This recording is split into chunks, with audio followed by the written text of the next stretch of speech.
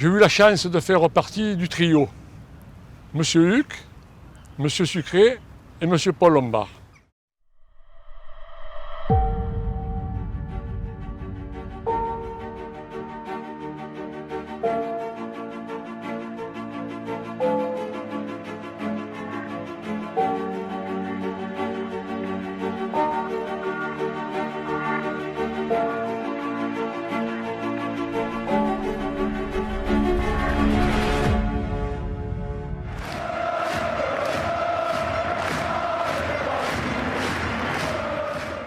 Je m'appelle Patrick Jacotin, je suis né le 17 novembre 1947 à Castres dans le Tarn, le pays du rugby. Et ce qui m'a fait dévier vers le football, c'est mon père qui était déjà gardien de but. Je m'appelle Jean-Claude Yacoubian, je suis né en 1947 à Lyon. J'ai été formé à l'Olympique Lyonnais de Poussin jusqu'en première division, où j'ai fait quelques matchs. Et ensuite, je suis venu jouer au Football Club de Martigues. Ben, moi j'ai été contacté pour venir à Martigues. J'ai été reçu par M. Hugues dans son bureau là, à l'entrée de Martigues. Et on est venu, on était en National 3, voilà. Armand, il vient de l'Est, Gignac, tout près. Et je me demande encore pourquoi M. Sucré m'a fait titulaire pendant toutes ces années-là. Quel a été votre recrutement pour justement Notre disputer le recrutement national? a été très modeste disons, puisque je crois que c'est de là d'ailleurs que vient le peu de spectateurs que nous avons, parce que les supporters nous ont un petit peu boudés, ils espéraient qu'on prenne des professionnels, et nous nous sommes contentés de prendre 3 bons joueurs amateurs de la région, pour conserver justement cet esprit amateur que nous avions, cet esprit d'équipe, et ma foi jusqu'à présent ça nous a pas trop mal réussi. Le recrutement il n'était pas exceptionnel à l'époque, hein, parce que le recrutement c'était Armand, Manqué Cissé, le papa de Cissé, et Léon Galli, que 3 joueurs, hein. Et avec l'apport des autres joueurs, on a été exceptionnel, on est monté en 2e division. Vous regardez l'équipe de notre époque, ils sont tous de la région, hein. À part à l'époque qui venait de l'extérieur, Manqué Cissé encore, il venait d'Arles. Et comme je le disais, l'osmose se fait rapidement, les automatismes, et l'équipe avance. Et 80% de gens qui ont été formés au club. Audibert, il aurait pu aller jouer à Marseille. Il était très demandé partout. Mais il se plaisait chez nous. Parce qu'Audibert, c'était pas un gars il n'était pas attiré par l'argent. Audibert, il était attiré par le jeu, lui, et par la camaraderie. Le match de la montée, c'était Mazamet, là, c'était le dernier match. Il y a encore tous les articles à la maison, où ça a été vraiment compliqué, où on gagne 2-1, un match difficile, mais très élaboré. Vous savez, il est très difficile de refuser une promotion. Nous avons gagné sur le terrain. Alors on a bien hésité parce que sur le plan financier on ne savait pas trop où ça allait nous amener. Mais enfin, réflexion faite, on ne pouvait pas refuser de monter en national. Puis il y avait les réserves de Nice, Monaco et le club du GFCA Ajaccio. C'était très dur. Et là, je reconnais que j'ai tout fait pour que Sucré reste là. Parce que d'abord il me convenait. Puis d'autre part, ça m'inquiétait un peu de repartir avec un autre entraîneur, avec d'autres habitudes, d'autres façons de travailler, et on risquait de ne pas s'entendre, et puis après, certainement, il y aurait eu le clash et je serais parti. Si l'on vous demandait de choisir une place à laquelle vous désireriez terminer à la fin de la saison, laquelle? En fonction de la valeur. En fonction de la valeur. La première équipe amateur. C'est-à-dire derrière les 4 grands, c'est-à-dire 5e. Ah, c'était un mec formidable. Alors il apportait déjà toute sa connaissance du football, mais le problème c'est qu'à son âge, il jouait encore avec nous, quoi. À 43 ans, il rentrait sur le terrain et il n'était pas parmi les plus mauvais, hein. Ah, comme joueur, c'était monsieur aussi, hein, très bon technicien, très grand. Il distribuait bien le ballon. Il a manqué peut-être pour moi un peu de s'investir défensivement, alors il demandait beaucoup à ses milieux de terrain. Mais c'est vrai qu'il apportait beaucoup au club et aux joueurs, hein. Eh bien, au début, c'était un rapport très bien, il était très bien. Au début, ça va, il communiquait bien, tu vois. Et puis vers les dernières années, on se faisait engueuler des fois pour rien, alors que Il n'y avait pas lieu d'engueuler. On va à Chaumont, mi-temps 3-0 pour Martigues. Dans le vestiaire, il nous a pourris. Mais pourris. Vous êtes bon à rien, vous êtes ci, vous êtes là. Et nous, on ne savait plus. 3-0. On gagne 3-0. On a perdu 4-3. Ah, ça nous a tués. Il n'y a plus personne qui avançait. On s'entraînait de toute façon sur la pelouse quand on pouvait. Sinon, on s'entraînait au gymnase du lycée Paul Langevin, si je me souviens bien. Il y avait une piste d'athlétisme et on s'entraînait là-dessus et on tournait. Alors moi, souvent, je me planquais, il y avait des buissons. Je me planquais, je faisais un tour de moins que les autres parce que lui, il pensait qu'à son âge, il arrivait à tenir, donc il fallait que les autres y tiennent. Il n'y avait pas de raison. Hein. On finissait, on arrivait à la maison, on était sur les rotules. Et je me rappelle, Bernard Bosquier, il a dit, c'est pas un club d'athlétisme que j'ai signé dans un club de football. Bernard, il avait du mal à suivre, pourtant il arrivait de l'OM, il avait du mal à suivre l'entraînement. Oui, il nous a entraînés durement, mais c'était un niveau auquel je n'étais pas peut-être habitué, où beaucoup de jeunes ont souffert un peu, mais ça a rapporté beaucoup. Ah, Jacques, déjà au départ, c'était un gagneur.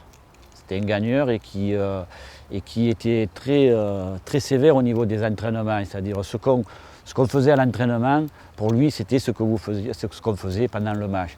Donc il fallait être sérieux, il fallait être appliqué, sérieux. Jacques Sucré, si vous voulez, pour moi, c'est quelqu'un qui m'a fait démarrer. Vous savez, dans le football, vous avez les qualités d'un joueur et puis vous avez l'opportunité qu'il a de montrer ses qualités.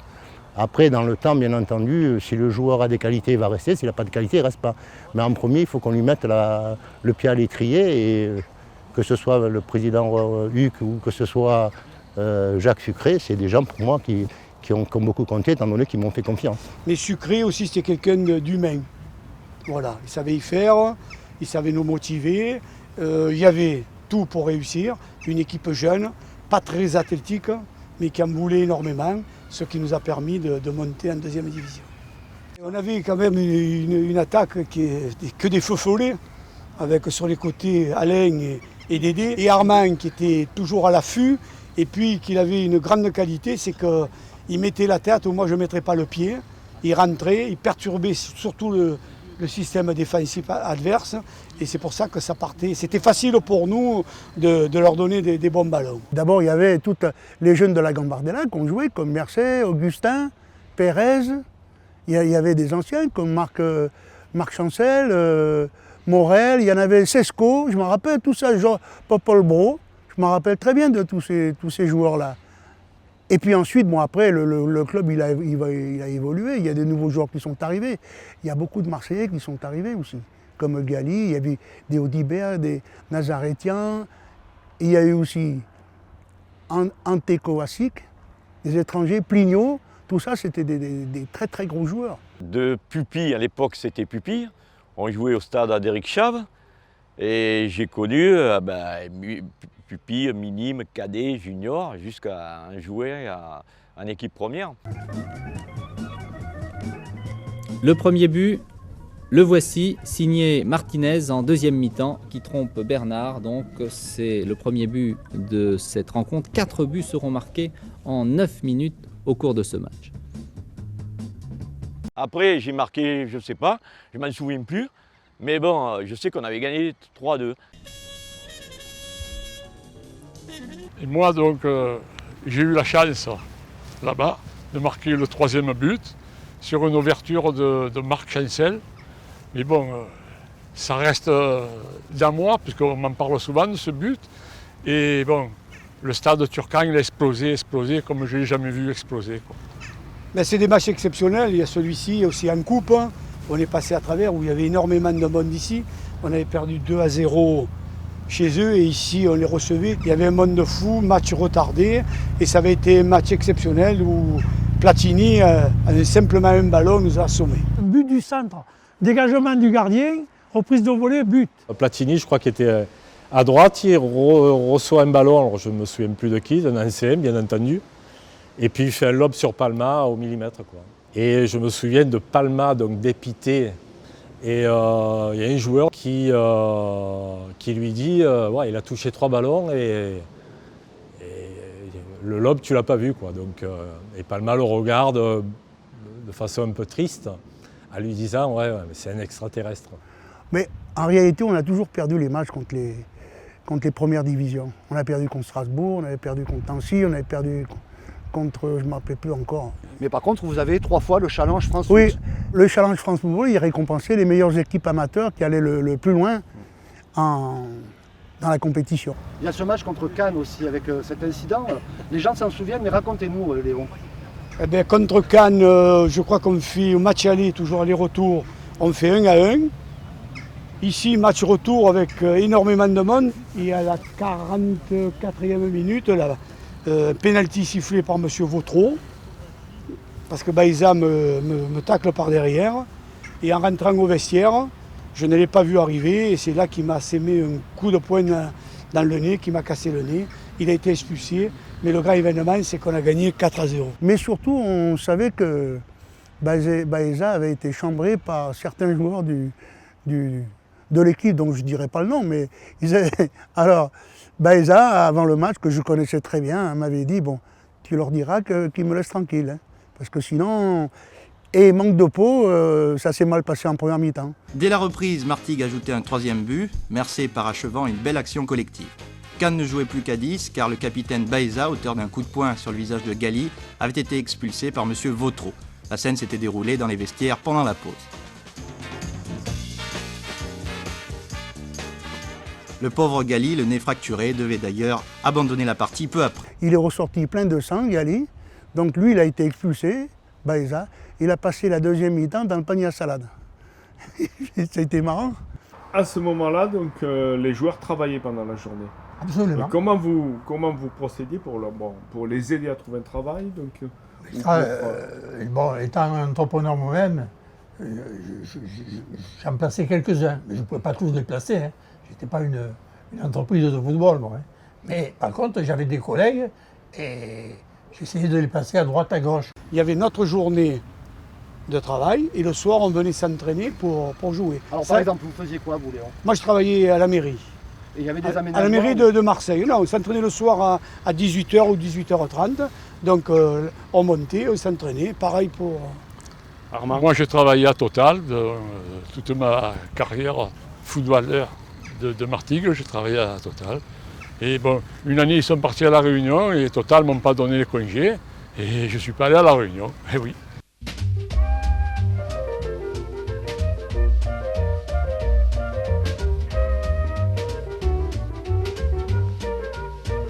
Je considère d'ailleurs que à notre échelon, il faut que le joueur travaille, parce que sans ça, il peut être amené à faire, vous savez, un tas de choses, disons, qui sont contraires à l'esprit du football amateur. On n'avait pas le statut de professionnel. En réalité, on avait le statut de semi-professionnel, puisqu'on était un peu rémunéré. Mais nous, on n'avait pas tellement d'argent, mais par contre, on avait une équipe qui jouait très bien au football. Je me rappelle, moi, que je me régalais de voir jouer mon équipe. C'était pas l'argent. C'était, je crois, il y avait autre chose. Moi, je me rappelle, les joueurs qu'on avait, on choisissait des bons footballeurs. Et on avait en particulier des ailiers qui étaient toujours bons. Robert Huck avait un sens du management exceptionnel. C'était un club à l'époque promotionnel, donc à mi-chemin entre le professionnalisme et en quitter le monde amateur. Il l'a fait monter de la division d'honneur jusqu'à la 2e division, avec un bel épisode de la Coupe Gambardella, où il était président à l'époque, en 68. Et ensuite, donc, comme il a structuré le club en faisant venir de très très bons joueurs, style Bosquier, financièrement, c'était un gestionnaire.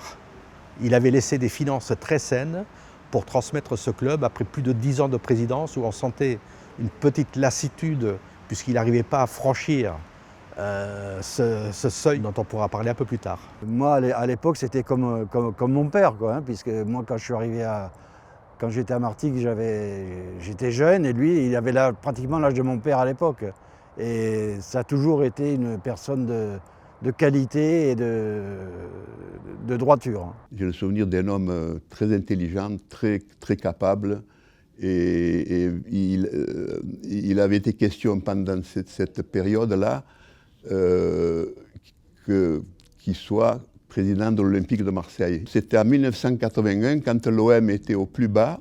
Et ce qui a découragé M. Huck, c'est que M. Sastre a dit, si vous voulez, pour montrer que vous êtes olympien, mettez 10 millions d'anciens francs chacun, là, ou alors, puisque vous êtes un groupe, vous vous groupez, vous faites venir Tigana, qui valait 100 millions d'anciens francs à l'époque, pour montrer que vous êtes vraiment olympien. Ça n'a pas beaucoup plu à M. Huck, et finalement, c'est Carieux qui a été nommé président de l'Olympique de Marseille. Jean Tigana nous a été proposé. Et donc, Sucré, il a refusé, il a dit, parce qu'on avait José Plignot comme milieu de terrain. Ils avaient le même rôle un peu. Il a dit, on a José Plignot, on n'a pas besoin de lui. Et il est parti à Lyon. C'est très simple. Ce que je peux dire, c'est que ça a été un club familial où, pour moi, personnellement, j'ai passé les 5 plus belles années de footballeur. C'était magnifique avant, après les matchs. Il y a eu un amalgame, il n'y avait pas de jalousie. Ces 5 années, pour moi, elles ont été exceptionnelles. C'était la camaraderie parce que quand nous, on partait en déplacement, les femmes, par exemple, entre elles, elles restaient, elles s'invitaient. Voilà. Ah ben, au déplacement, on partait 5 voitures et avec 3 joueurs par voiture. Alors ça faisait, avec les remplaçants et tout, parce qu'on avait droit aux remplaçants à l'époque. Et on partait à Auxerre, on partait partout. Hein. Alors, nous nous rendons toujours à Chaumont, toujours ce fameux Chaumont-là. Donc on part en bus, et dans un virage, le car il part en vrille, il dérape, et il va tout droit.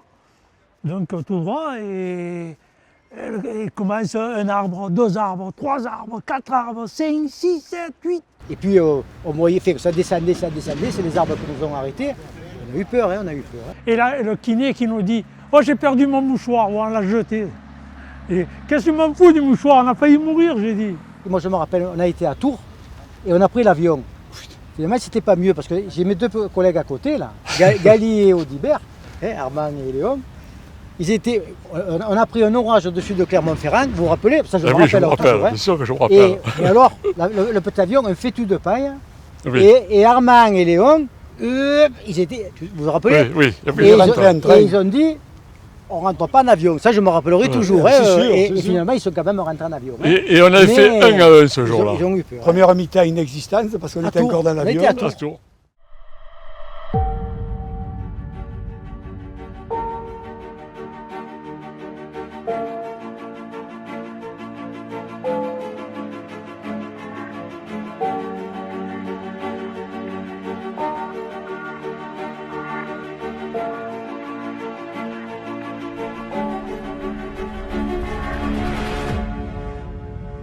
Je savais que j'ai battu Patrick Do, puisque lui a marqué 2 de plus que moi, mais il a fait le double de matchs que moi, donc c'est pas un buteur. Lui. Par contre, là où je peux dire que j'étais buteur, Alain et Patrick sur le côté, qui allaient à 2200 à l'heure, j'étais obligé de marquer quelques buts.